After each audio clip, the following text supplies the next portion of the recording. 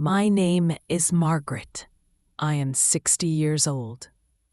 I am an old woman now, and I live alone in a small, quiet house in Brighton, England.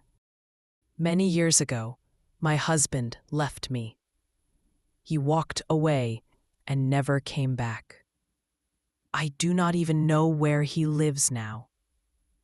I only had one child, my son, Daniel. At that time, Daniel was so small. He was just a little boy when his father left us. I don't think he remembers his father's face.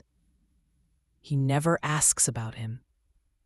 Whenever I try to talk about his father, Daniel changes the subject. Life was never easy for me. After my husband left, I had nothing. No money, no home of my own, no proper job. I had a young son in my arms, and I had to survive.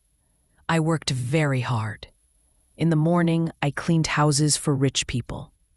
In the evening, I worked in a bakery to earn some more money. My hands were always tired. My body was always weak. But I never complained.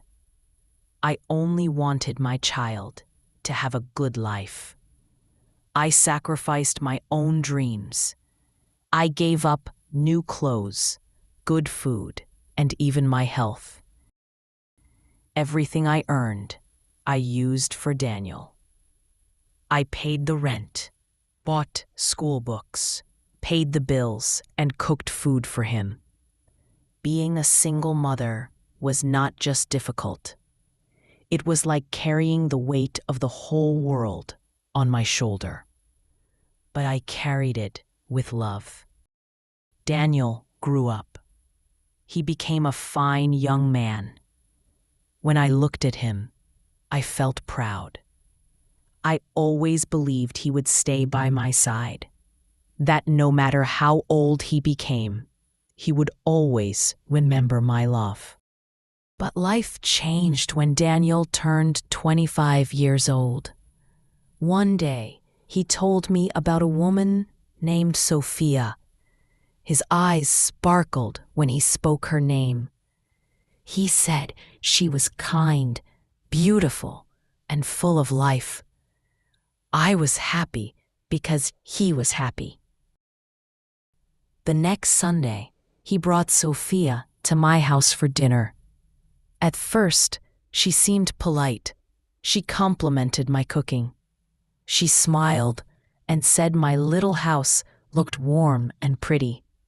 But when I looked into her eyes, something felt wrong. I did not see kindness or honesty in those eyes. I felt fear in my heart, but I said nothing. I wanted my son to smile, so I smiled back. Slowly, Sophia began to change Daniel. She was clever. She never insulted me directly. Instead, she made small comments. She told Daniel his clothes looked cheap. She told him to try fancy restaurants instead of eating at my table every Sunday. She spoke about her rich friends and expensive lifestyle. Daniel began to change. His voice changed. He stopped meeting his old friends. He started to dress like her friends, speak like them, and act like them. The boy I raised with love was disappearing. He was not my Daniel anymore. Our Sunday dinner ended. At first, he said he was busy with work. Then, he said he was tired. And then, he just stopped coming. His phone calls became short. "I have to go, Mother," he said again and again. My heart broke each time.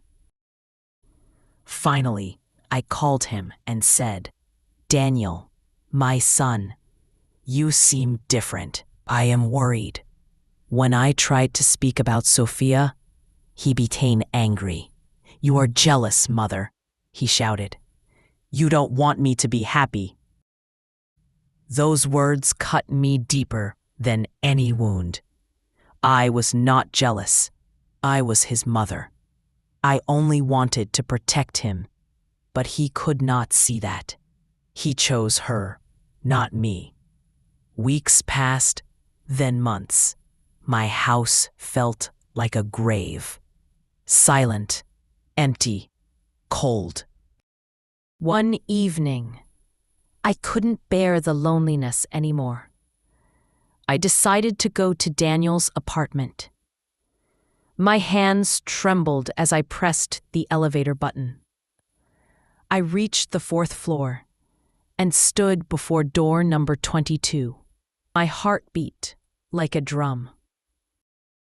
I knocked. The door opened. It was not Daniel. It was Sophia. Her eyes were cold. Her voice sharp. "Hello, Sophia," I said softly. "Is Daniel home? Please, I need to see him." She stood tall. "Daniel is here, but he does not want to see you," she said. My heart stopped. "What do you mean?"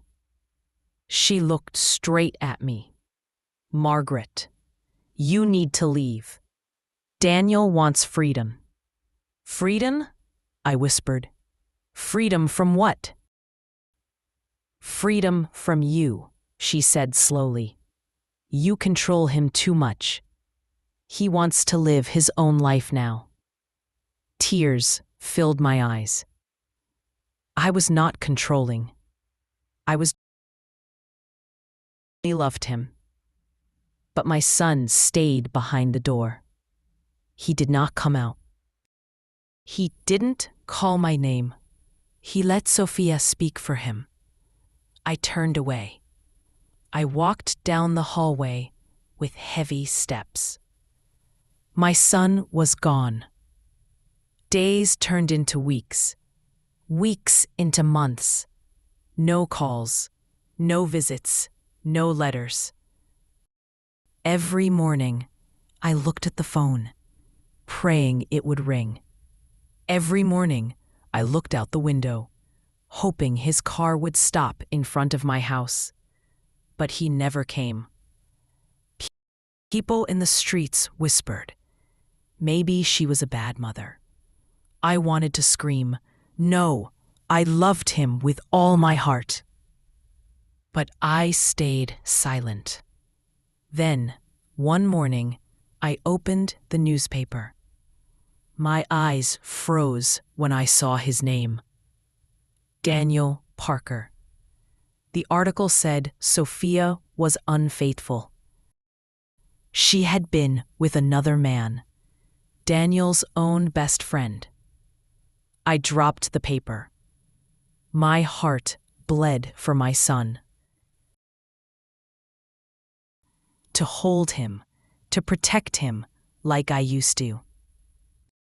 But I remembered his words, his anger, his rejection. Fear stopped me. That evening, there was a knock on my door. Nobody ever visited me. With a shaking hand, I opened it. It was Daniel. He looked broken. His eyes were red and swollen, his face pale. He looked like a little boy again, not the proud man who once left me. Tears streamed down his cheeks. "Mother," he cried, falling into my arms. "Mother, I am sorry. I am so sorry." I hugged him tightly. My heart healed in that moment. I did not see the man who hurt me. I only saw my son, and he was home. Now Daniel lives with me again in our small house. I hear his voice every day. My nights are no longer filled with tears. I sleep peacefully, knowing he is safe in the next room. People ask me, how can you forgive him so quickly? How can you forget the pain? They do not understand. A mother's heart is different. When I look at Daniel, all I see is the little boy I raised with love. Families hurt each other, yes, but families can heal. Love is strong, strong enough to bring back what was lost. And I will never stop loving my son. If this story touched your heart, please like, comment, and share. And don't forget to subscribe for more interesting stories.